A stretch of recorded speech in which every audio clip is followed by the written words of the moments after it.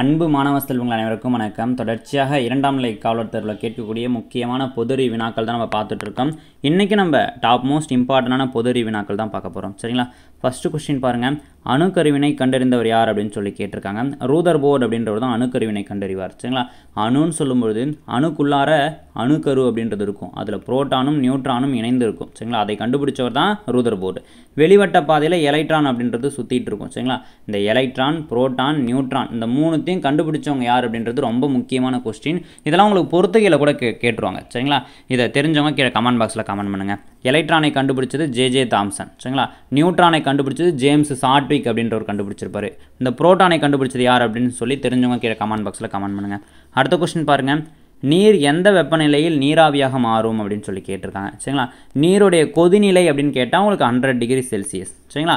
இதுவே நீர் எந்த வெப்பநிலையில் நீராவியாக மாறும்னா 0 டிகிரி செல்சியஸ்லேயே அது நீராவியாக மாற தொடங்கிடும். இப்போ அண்டார்டிகா போன்ற பனி பிரதேசங்கள்லாம் பார்த்தோன்னா நீர் ஆவியாக மாறிக்கிட்டு தான் இருக்குது. சரிங்களா? 0 டிகிரி செல்சியஸுக்கு மேலே வெப்பநிலை போகும்பொழுது நீர் ஆவியாக தொடங்கும். அடுத்த கொஸ்டின் பாருங்கள். அறை வெப்பநிலையில் உள்ள நீரின் வெப்பநிலை என்ன அப்படின்னு சொல்லி கேட்டிருக்காங்க. 30 டிகிரி செல்சியஸ் அப்படின்றது தான் சரியான விடை. அடுத்த கொஸ்டின். வேதி ஆற்றலை மின் ஆற்றலாக மாற்றக்கூடிய சாதனம் என்னன்னு சொல்லி கேட்டிருக்காங்க. மின்கலன் அப்படின்றது தான். சரிங்களா? இதை முதன்மை மின்கலன்கள், துணை மின்கலன்கள் அப்படின்னு சொல்லி பிரிக்கலாம். அடுத்த கொஸ்டின் பாருங்கள். மின்னோட்டத்தினை அளவிடும் கருவி எது அப்படின்னு சொல்லி கேட்டிருக்காங்க. அம்மீட்டர் அப்படின்றது தான் மின்னோட்டத்தின் அலகு. இதுவே மின்னூட்டத்தின் அலகு அப்படின்னு சொல்லி கேட்டாங்கன்னா கூலும் அப்படின்றது. அடுத்த கொஸ்டின் பாருங்கள். வெப்பநிலை மானிகளில் பயன்படும் திரவம் எது அப்படின்னு சொல்லி கேட்டிருக்காங்க. பாதரசம் அப்படின்றது தான் வெப்பநிலை மானிகளில் பயன்படுத்துகிறோம். காரணம் என்னென்னா இது அதிக வெப்ப ஏற்பு திறனை பெற்றிருக்கு. சரிங்களா? விரைவில் ஆக்சிகரணம் ஆகாது. சரிங்களா? ஆவியாகி போயிடாது. அதனால தான் இதை நம்ம பயன்படுத்துகிறோம். அடுத்த கொஸ்டின் பாருங்கள். ஒளியின் நேர்கோட்டு பண்பினை கண்டறிந்தவர் யார் அப்படின்னு சொல்லி கேட்டிருக்காங்க. சரிங்களா? ஹயதம் அப்படின்றவர் தான் ஒளியின் நேர்கோட்டு பண்பினை கண்டறிவார். சரிங்களா? ஒளி அப்படின்றது நேர்கோட்டில் தான் பயணிக்கும். சரிங்களா? வளைந்து பயணிக்காது. ஒளின்றது ஒரு வகையான ஆற்றல். சரிங்களா? ஒளி பயணிப்பதற்கு ஊடகம் அப்படின்றது தேவையில்லை. இந்த சவுண்டு பயணிக்கிறதுக்கு இந்த லைட்டு பயணிக்கிறதுக்கு ஊடகம் அப்படின்றது தேவையில்லை. இதுவே சவுண்டு, சரிங்களா, சின்னலி ஒளி இது பயணிக்கிறதுக்கு கண்டிப்பாக ஊடகம் அப்படின்றது தேவை. இது வெற்றிடத்தில் பயணிக்காது. இதுவே இந்த லைட் அப்படின்னு சொல்லும்போது இது வெற்றிடத்தில் பயணிக்கும். வெற்றிடத்தில் பெருமமாக இருக்கும் இதோட திசைவேகம். இதோட திசைவேகம்னு சொன்னோம்னா 3 × 10⁸ மீட்டர்/செகண்ட் அப்படின்னு சொல்லி நம்ம சொல்லலாம். சரிங்களா? இது எல்லாமே உங்களுக்கு கொஸ்டின் தான். அடுத்த கொஸ்டின் பாருங்கள். சர்வ கரைப்பான் என்பது எது அப்படின்னு சொல்லி கேட்டிருக்காங்க. நீரை தான் நம்ம சர்வ கரைப்பான் அப்படின்னு சொல்கிறோம். அதிகமான வெப்ப ஏற்பு தன்மை பெற்றது எதுனாலும் உங்களுக்கு நீர் தான். சரிங்களா? அடுத்த கொஸ்டின் பாருங்கள். இந்தியாவின் முதல் அணுசோதனை திட்டத்தின் பெயர் என்ன அப்படின்னு சொல்லி கேட்டிருக்காங்க. சிரிக்கும் புத்தர் அப்படின்றது தான். இது எங்கே நடக்குதுன்னா பொக்ரானில் நடக்குது. பொக்ரான் எங்கே இருக்குது? ராஜஸ்தானில் இருக்குது. சரிங்களா? அடுத்த கொஸ்டின். அமில நீக்கி என்பது என்ன அப்படின்னு சொல்லி கேட்டிருக்காங்க.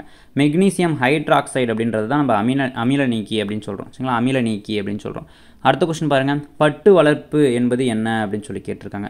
செரிகல்ச்சர் அப்படின்னு சொல்லலாம். சரிங்களா? வெர்னிகல்ச்சர்னாக்கா உங்களுக்கு மண்புழு வளர்க்குறது. அக்ரிகல்ச்சர்னா வேளாண்மை. சரிங்களா? பிசிகல்ச்சர்ன்றது மீன் வளர்ப்பு. இது எல்லாமே உங்களுக்கு கொஸ்டின் தான். சரிங்களா? அடுத்த கொஸ்டின் பாருங்கள். மைக்ரோகிராஃபியா என்ற நூலினை இயற்றியவர் தாமஸ்ன்னு சொல்லியிருக்கிறாங்க. தப்பு இது. சரிங்களா? அடுத்த கொஸ்டின். முதலில் செல் என்ற சொல் பயன்படுத்தியவர் தாமஸ்ன்னு சொல்லியிருக்காங்க. இதுவுமே தப்பு. சரிங்களா? அப்போ இரண்டும் தவறுன்றது தான் சரியான விடை. சரிங்களா? அடுத்த கொஸ்டின் பாருங்கள். வெறிநாய்க்கடிக்கான அறிகுறி என்ன அப்படின்னு சொல்லி கேட்டிருக்காங்க. ஹைட்ரோபியா அப்படின்றது தான். நீரை கண்டு பயப்படுறதுக்கு பேர் தான் ஹைட்ரோபியா அப்படின்னு சொல்கிறோம். சரிங்களா? அதுதான் அந்த வெறிநாய்க்கடிக்கான அறிகுறி. வெறிநாய்க்கடினா ரேபிஸ் அப்படின்னு சொல்லலாம். அடுத்த கொஸ்டின்.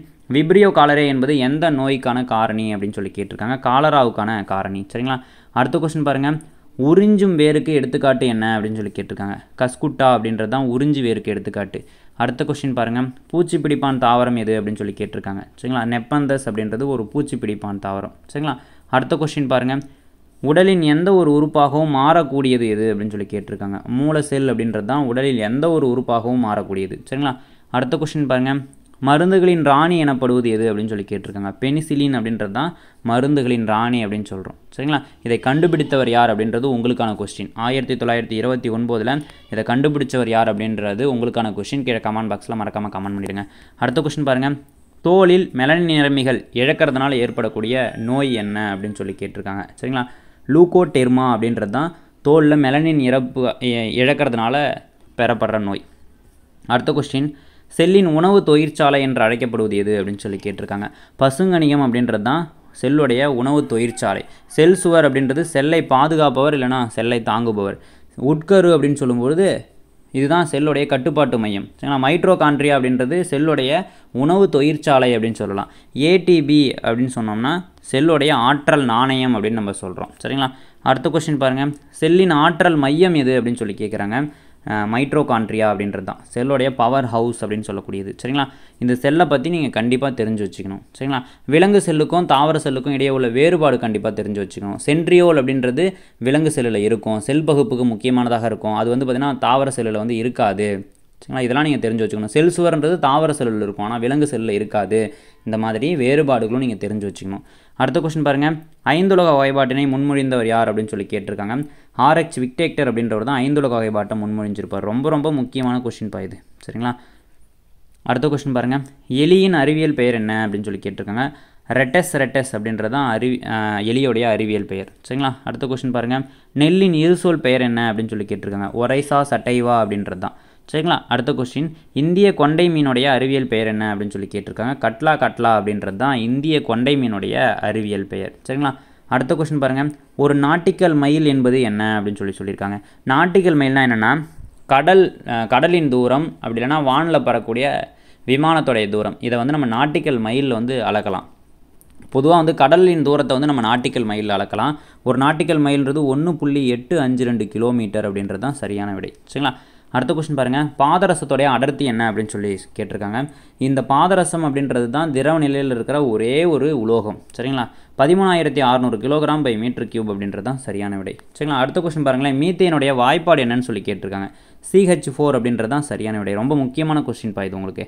அடுத்த கொஸ்டின், குளுக்கோஸோடைய வாய்ப்பாடு என்ன அப்படின்னு சொல்லி கேட்டிருக்காங்க. C6H12O6 அப்படின்றது தான். பிரக்டோஸ்னால் மாறும், C12H22O11 அப்படின்னு சொல்லி வரும். இது ரெண்டுமே முக்கியமான கொஸ்டின் தான். அடுத்த கொஸ்டின் பாருங்கள், முதலில் அணுக்கொள்கையை வெளியிட்டவர் யார் அப்படின்னு சொல்லி கேட்டிருக்காங்க. ஜான் டால்டன் அப்படின்றவர் தான் முதல்ல அணுக்கொள்கையை வந்து வெளியிடுறார். சரிங்களா? அடுத்த கொஸ்டின் பாருங்கள், ஆல்கஹாலுடைய உரைநிலை என்ன அப்படின்னு சொல்லி கேட்டிருக்காங்க.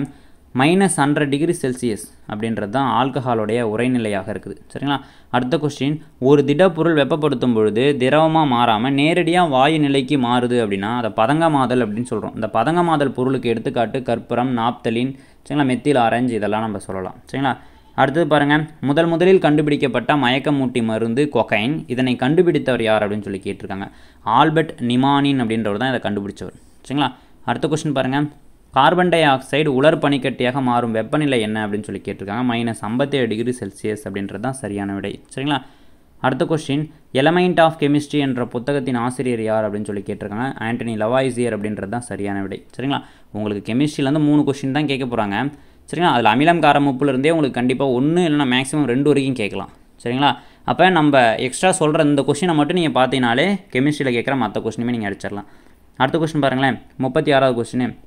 2 கூற்று கொடுத்துருக்காங்க, அதில் எது சரின்னு நம்ம கண்டுபிடிக்கணும். முதல் கூற்று, பிராமணர்களுக்கு கொடையாக வழங்கப்பட்ட நிலங்களை சாலபோகம்னு சொல்லலாம் அப்படின்னு சொல்லியிருக்காங்க. இது தப்பு. பிராமணர்களுக்கு கொடையாக வழங்கப்பட்ட நிலங்களை வந்து பிரம்மதேயம்னு சொல்லலாம். சரிங்களா?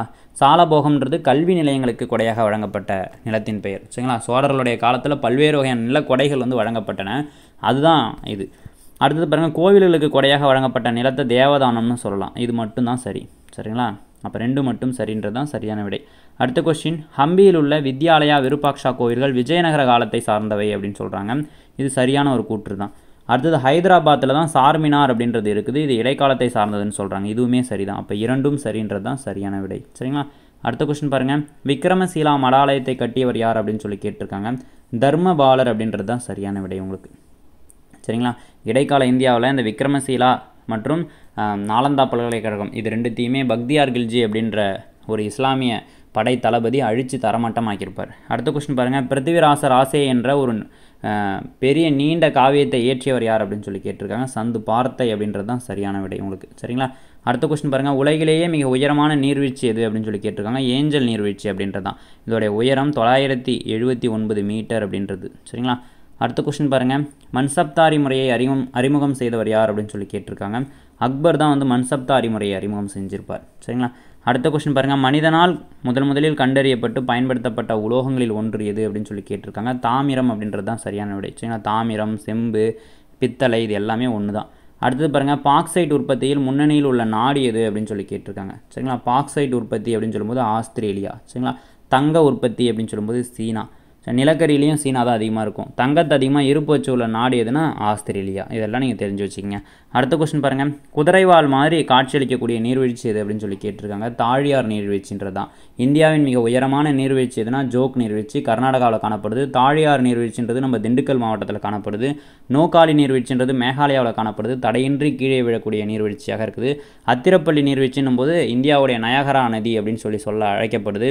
இது கேரளாவில் இருக்குது. சரிங்களா, இது எல்லாமே கொஸ்டின்ஸ் தான் உங்களுக்கு. சரிங்களா, அடுத்த கொஸ்டின் பாருங்கள், இந்தியாவில் உள்ள மொத்த மாநிலங்களின் எண்ணிக்கை என்ன அப்படின்னு சொல்லி கேட்டிருக்காங்க.